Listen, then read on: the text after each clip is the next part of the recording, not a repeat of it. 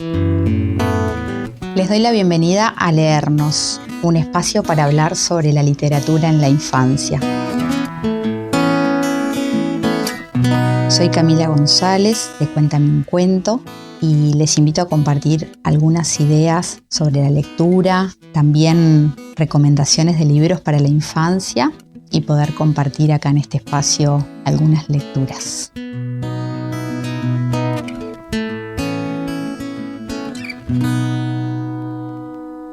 Hola, ¿cómo están? Bueno, por acá muy feliz de estar acá en este segundo episodio de este espacio que tiene el objetivo de compartir algunas ideas que vengo pensando y que vengo también persiguiendo respecto a la literatura en la infancia, que es algo que me interesa mucho, que me ocupa y en lo que estoy poniendo también mucha linda energía de mi vida. Así que la vez pasada les compartía unas ideas del valor que tiene la literatura para la infancia, para todas y todos en realidad, en cualquier momento de la vida, pero lo importante que es que podamos promoverla desde que niñas y niños llegan a este mundo, desde que son bebés, básicamente, incluso antes, desde que están en la panza, les podemos leer. Y hoy me gustaría conversar un poquito sobre esto, sobre algo que me gusta llamar dar de leer desde la cuna,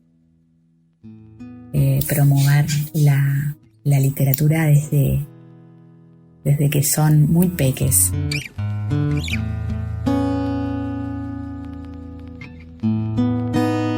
Cuando hablamos de la lectura en la infancia, pero sobre todo en la primera infancia, de lo que estamos hablando es del vínculo. De ese vínculo que es el que sostiene, que hace posible, que promueve ese encuentro en donde un adulto, una adulta lee o canta para un niño o niña, para un bebé. Y si hacemos el ejercicio de pensar si alguien nos leía en nuestra infancia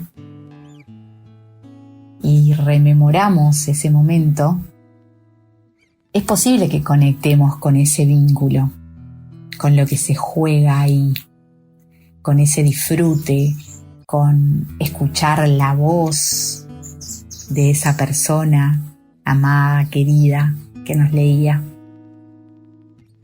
Y eso pasa a ser una huella muy importante dentro nuestro. Por eso también es importante que lo tengamos presente en el momento de compartir lecturas con nuestros hijos o hijas, sobrinos, nietos, nietas.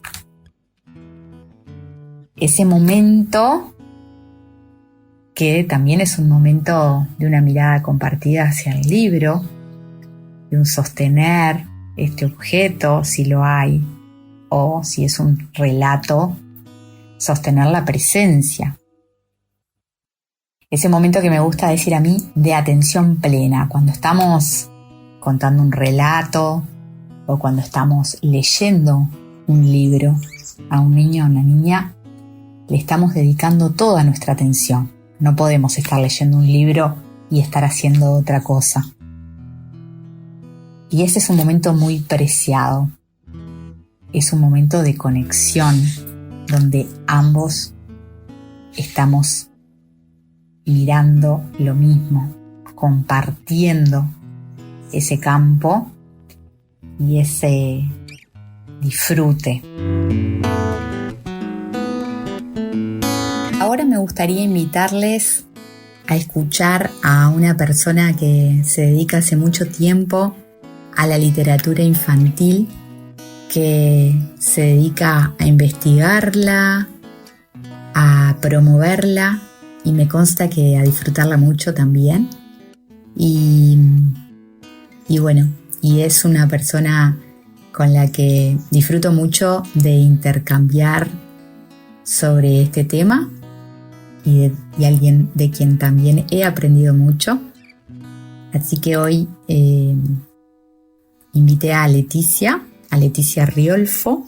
Leticia es licenciada en educación, es mediadora de lectura, lleva adelante un montón de proyectos vinculados a la promoción de la lectura en primera infancia y en la infancia. Y bueno, hay un montón de cosas más que no me da acá para nombrar, pero lo más importante es escuchar lo que nos comparte sobre este tema.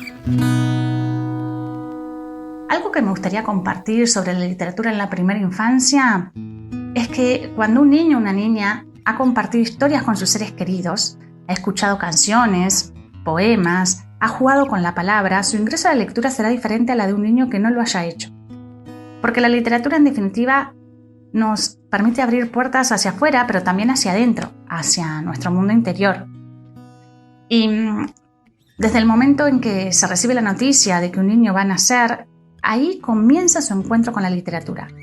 Porque ese recorrido de palabras e historias dependerá en gran medida del modo en que el adulto vincule al niño o a la niña con la literatura. Y es que la literatura es el arte de la palabra, de la expresión, pero la palabra no solo está en los libros, está en una historia narrada, en una canción de tradición oral, en los juegos que se escriben en la piel, en las canciones de cuna. Es que las canciones de cuna son la primera literatura que compartimos con los niños y las niñas. Y también constituyen otra herramienta con la cual le presentamos el mundo y les damos la bienvenida a los recién llegados. Es que hablarles, cantarles, abrazarles son acciones que los nutren y los contienen en todo sentido. Y en realidad al niño o a la niña le atraerá la sonoridad de las palabras. No es lo que se dice, sino cómo se dice. Ese transcurrir de la experiencia estética que ocurre al escuchar canciones, rimas, relatos provenientes de la tradición oral, y luego aparecerá el libro. Todo este material poético le permitirá acompañar sus juegos, explorar ritmos y sonidos, que en definitiva se reconocerá como parte de un grupo humano y de una cultura. Para mí lo más importante de la literatura en la primera infancia, de la lectura, es que fortalece los vínculos afectivos. La importancia radica en compartir la palabra con afecto. El espacio que se crea cuando estamos compartiendo literatura, una rima, una retahíla, un cuento de tradición oral, le permite al niño relacionar esa acción con un momento de disfrute. Y entonces será una experiencia que querrá repetir deseando volver a encontrarse con la palabra, tanto hablada como escrita o cantada. Y por este motivo les quería compartir la lectura de un texto que se llama ¿Qué te picó la hormiga de los pies a la barriga?, de Isaías Isabel, y las ilustraciones son de Pablo Presti-Filippo. En realidad es un texto que a mí me gusta mucho compartirlo con los niños, los primerísimos lectores, porque es un cuento que se escribe en la piel. Mientras vamos compartiendo su lectura, vamos haciéndole como pequeñas cosquillas en la parte que va repitiendo el texto. Y dice así: Esta es una hormiga que vino y se fue sin pedir permiso, te picó en el pie. Esta es una hormiga que llegó temprano y sin pedir permiso, ¡ay!, te picó en la mano. Esta es una hormiga que llegó descalza y sin pedir permiso, te picó la panza. Esta es una hormiga que andaba de paso. Sin pedir permiso, te picó en el brazo. Esta es una hormiga que cayó del cielo y sin pedir permiso, te picó en el cuello. Esta es una hormiga que se puso falda y sin pedir permiso, te picó en la espalda. Esta es una hormiga que se regresó y sin pedir permiso, todo te picó.